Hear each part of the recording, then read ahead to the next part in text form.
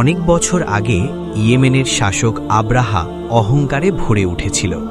সে চেয়েছিল মানুষ যেন কাবা ঘরে না এসে তার বানানো বিশাল গির্জায় যায়, কিন্তু মানুষ কাবাকেই সম্মান করত। এতে রেগে গিয়ে আব্রাহা এক বিশাল হাতির বাহিনী নিয়ে কাবাঘর ধ্বংস করতে রওনা হল। মক্কার মানুষ ভয়ে পাহাড়ে আশ্রয় নিল।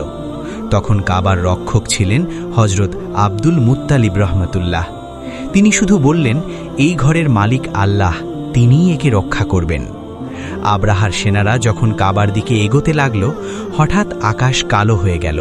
দূর থেকে ঝাঁকে ঝাঁকে আবাবিল পাখি উড়ে এলো। প্রতিটি পাখির ঠোঁট ও পায়ে ছিল ছোট ছোট পাথর। আল্লাহর হুকুমে সেই পাথরগুলো আব্রাহার সেনাদের উপর পড়তে লাগল। ভয়ঙ্কর বাহিনী মুহূর্তেই ছত্রভঙ্গ হয়ে গেল। হাতিগুলো আর এক কদম এগোতে পারল না। অহংকারী আব্রাহা পরাজিত হয়ে ফিরে যেতে বাধ্য হল। এইভাবে আল্লাহ নিজেই তার ঘর কাবাকে রক্ষা করলেন, কোনো মানুষের শক্তি ছাড়াই। এই ঘটনাই কোরআনের সূরা আল ফিলে উল্লেখ আছে। এটা আমাদের শেখায়, ১. আল্লাহর উপর ভরসা করলে অসম্ভবও সম্ভব হয়। ২. অহংকারের পরিণতি সবসময় ধ্বংস।